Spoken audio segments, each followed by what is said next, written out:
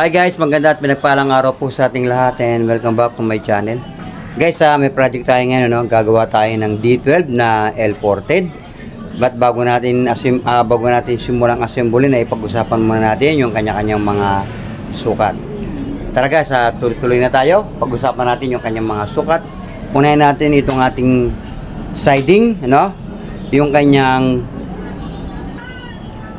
guys, yung kanyang haba ay 20 and 1/4 by 19 and a half. So, times 4 yan, ano? Ito naman kanyang backboard. Ito guys, 19 and a half by 14 and a half. So, maingay, dumaan yung motor. So, guys, ito yung kanyang backboard. 19 and a half, yung kanyang taas, at yung kanyang lapad naman ay 14 and a half. At ito naman yung kanyang pang-itaas at pang-ibaba ay nasa 16 inches by 20 and 1/4 yung kanyang haba. Yung kanyang lapad ay 16 inches. Okay guys, ito naman kanyang front o yung paglalagyan ng ating speaker. Ito guys ay 15 inches by 14 and a half. At yung kanya namang bounce o yung banggaan ng hangin, 14 and a half by 10 inches. At yung kanyang latag, yung pinakapapatungan ng ating front, 14 and a half by 14 and a half. At yung kanyang clearance sa likod, sa loob ng dimension ay 3 inches. At yung kanyang brace o yung bounce ng hangin ay 4 inches. So, bali 6 ito, Ito naman ay bali 2 lang. So, tara guys, ipakikita ko sa inyo kung paano mag-assemble. Unahin natin yung front. Pagkatapos nun, bubuhay naman natin yung kanyang box. And then, tuloy-tuloy na tayo. Okay guys, sa pasimula, uunahin natin assemblein itong kanyang front, Ito yung kanyang bounce. Ang sukat ito ay 10 inches by 14 and a half. At yung kanyang latag, at yung kanyang front, at yung kanyang brace. So guys, unahin nyo munang assemblein ito, Ito, pagdikitin nyo muna ito.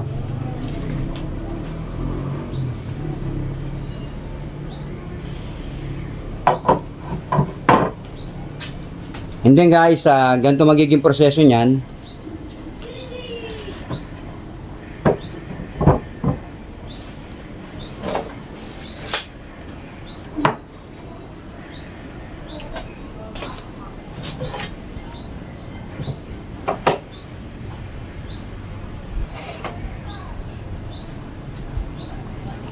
So, ganyan guys ang kalalabasan niyan, Ipapatong natin yung ito.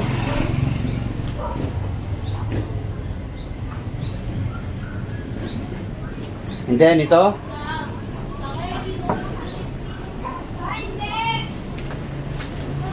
At ito naman guys ay nakapatong sa ilalim. Ayan,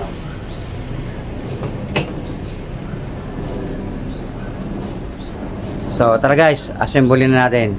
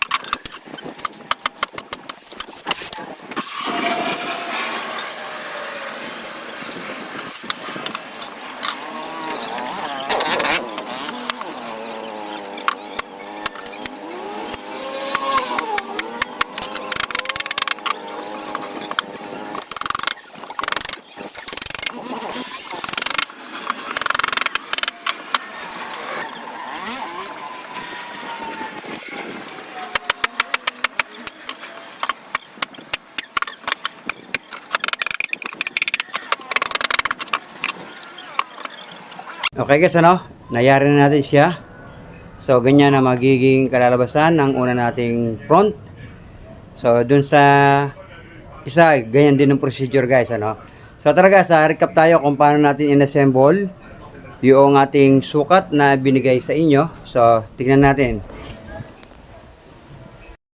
Okay guys, ano? Makikita nyo itong ating front. Nakapatong siya dito, ano? Nakapailalim itong ating latag. So, ito siya. Nakapatong siya sa latag. Pagdating naman guys sa dulo, ipinatong naman natin itong kanyang bounce. So, ayan, ano? Kaya yung 14 and a half, so magiging dimension niyan guys ay nasa 14 inches. So madilim, ano? So yan, basta 14 inches, ano? Yan yung kanya magiging dimension. Okay guys, ano? Ito na silang dalawa. So nagawa na natin. Parehas na parehas ang sukat niyan guys, ano? Ngayon naman guys, gagawa naman tayo ngayon ng kanyang box. Tara. Okay guys, next naman natin assemble yan, itong kanyang box.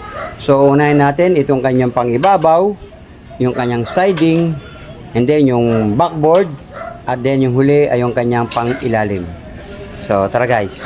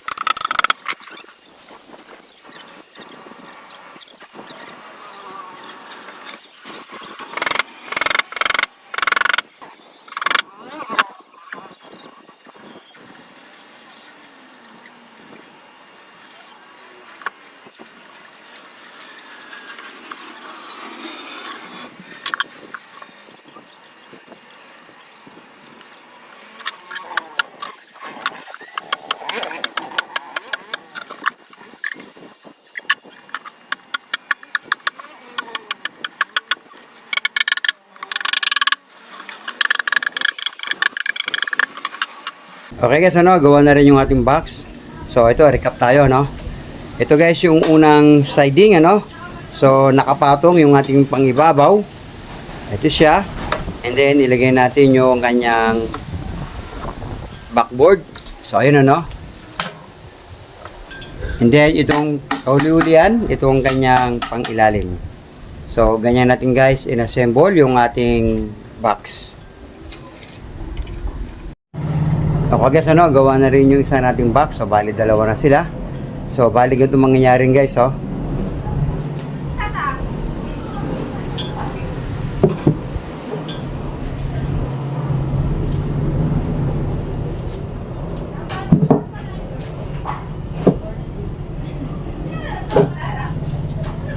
So ayan na siya guys, ano. And then ang kulang na lang dyan guys, lalagyan natin ng ng kanyang pinaka brace or division dito, ano, sa gitna. So tara guys.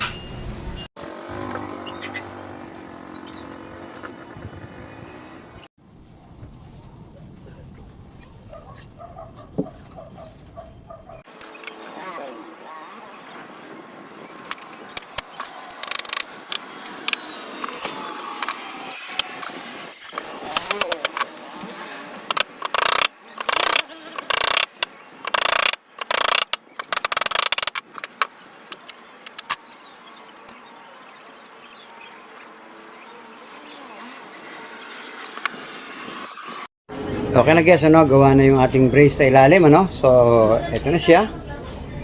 So ang ginawa natin guys, pinagtagpo natin yung brace sa likod at yung brace sa ilalim. So ang gagawin nyo guys, kukunin nyo muna yung kanto nito, no. Yan.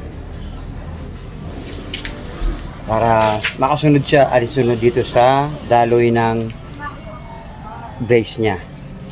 Okay? So ikakabit na lang natin guys, ano. Tara.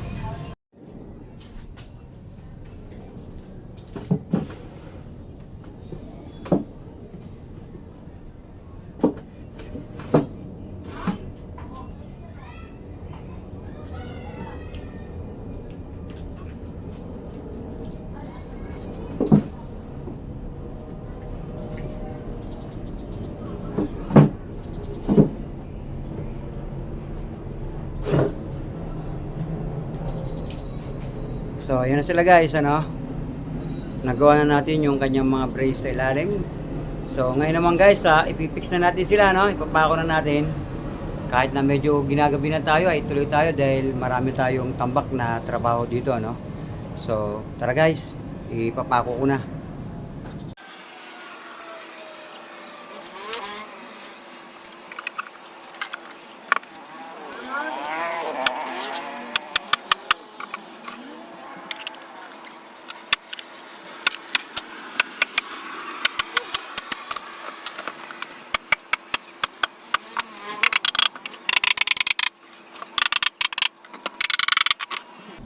Okay na guys, siguro hindi ko na ipapakita, no, sa video kung paano natin papakuan gawa ng gumagabi na, no.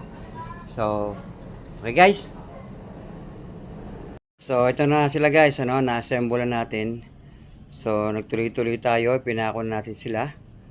Ngayon ay bukas ay lilihan na lang natin ito ng 80 grit and then bubutasan natin para sa kanyang mga handle at speak on at dun sa kanyang metal plunger. At talagyan natin ng liston. So, ito na sila. Okay guys.